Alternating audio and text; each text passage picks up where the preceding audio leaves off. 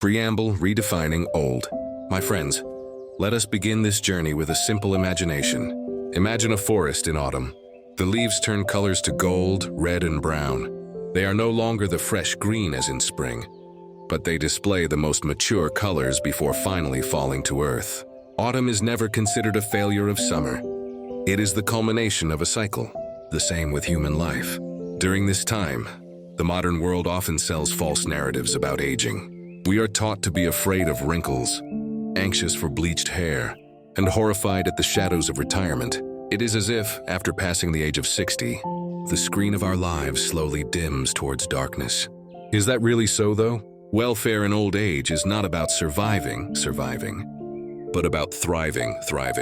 This welfare does not come suddenly like a gift falling from the sky. It is a building whose foundation we must dig from today. Old is a certainty, but being old empowered, old happy, and old prosperous is a conscious choice. In this first part, we will dismantle the myths of aging. We will see that the human brain in old age actually has an advantage that young people do not have. That is, the crystallization of intelligence.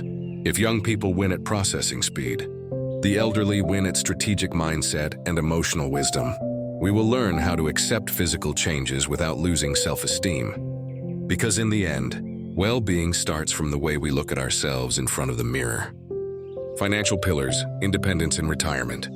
Now let us talk about a reality that often keeps us up at night. Money. There is an old saying that says, money is not everything, but everything takes money. In old age, this sentence becomes much more relevant. Financial welfare in the twilight is not about being filthy rich like the millionaires on television, but about having choices. The choice to eat healthy food, the choice to live in a comfortable place, and the choice not to be a burden to those we love. When calculating the runway of life, the first step in financial welfare is honesty. We need to calculate what our actual living costs are today. Remember, when retiring, work transportation costs may disappear, but health costs usually increase. Imagine inflation as a thief working quietly. If today a bowl of chicken noodles costs $15,000, in the next 20 years, the price may be $45,000. Are the funds you save enough to pursue that? Do fruitful asset strategy, passive income. In old age, we no longer work for money. It is money that should work for us. We will dissect safe investment instruments for old age. State securities, SBN, helping the country while getting regular profit sharing every month. Producing property, not just residential homes, but assets for rent. Stock dividend, having a small share of large perusahan whose profits are distributed to us periodically. 3. Breaking the chain of sandwich generation. One of the biggest barriers to well-being in old age is guilt. Many parents spend all their savings on the education of children to adulthood, but forget to leave for themselves. Finally, when old, they are fully dependent on the child. This creates a new sandwich generation cycle. True welfare is when you can say to your children, son, Dad and Mom have prepared for our old age. Wish us good health and use your work to build your own family's future. That is the highest form of love for a parent. 4. Medical emergency fund. Let's be medically honest. Machines that have been used for 60 years definitely need more frequent treatment. Having a qualified health insurance or a special health emergency fund is absolute. Do not let the house that we build with decades of sweat have to be sold in an instant just because of one unprotected medical diagnosis. Body architecture, biological investment. If finance is fuel, then your body is its vehicle. There is no point in having abundant savings if we cannot enjoy the morning footsteps or the taste of good food. In this section, we will discuss why health in old age is not about being athletic, but rather about functionality. In the war against sarcopenia, muscle shrinkage. Many people think that growing old means being weak. That is wrong. Weakness in old age is often caused by sarcopenia, or the drastic loss of muscle mass due to disuse. Muscle investment. We will discuss the importance of lightweight training. Muscles are the protectors of our bones. The stronger your muscles, the smaller your risk of fractures when you fall. One of the main causes of the decline in the quality of life of the elderly. 2. Nutrition as a medicine, not a load. We have to change our mindset. We eat not to be full, but to inform ourselves. Protein is key in old age. Protein absorption decreases, so we need more quality intake. Neglected hydration.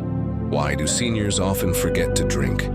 We'll dissect how mild dehydration is often mistaken for mental confusion or senility. 3. Plastic brain prevents dementia. Our brain is like a muscle. If it is not used, it will shrink. We will discuss the concept of neuroplasticity, learning a new language at 70, playing chess, or simply filling out crosswords is not just a hobby. It is a way of building cognitive reserves to keep us sharp until the last day. Part 4. Psychological and mental wealth, peace within. Once we secure the wallet and the body, there is one space that is often forgotten, the inner space. Many people feel materially prosperous but feel mentally empty. 1. Finding new ikigai. For many men and women, their identities are attached to work. I am a manager or I am a teacher. So what happens when the post is lost? Identity crisis. We'll have a discussion about how to find reasons to get up in the morning. Well-being in old age is when you find a new role, whether it's as a mentor, volunteer, or assiduous hobbyist. 2. The art of managing loneliness, solitude versus loneliness. There is a big difference between alone and lonely. Being alone is a physical state that we can enjoy for reflection. Loneliness is a feeling of being disconnected from the world. Building social circles. Why is it important to have peer interlocutors? We will discuss the importance of community, hobby clubs, or even just an active family WhatsApp group to maintain mental health. 3. Digital literacy, bridges between generations. The world is changing fast. Technology often makes parents feel alienated. However, well-being in the present requires us to be adaptive, stay relevant. We will encourage the elderly not to be afraid of gadgets. Technology is a tool for seeing the faces of distant grandchildren, a tool for ordering food when tired, and a window for still seeing the world. Don't let age be the dividing wall between you and progress. 4. Make peace with regrets. Everyone has a baggage of the past. In old age, the weight of this baggage begins to feel.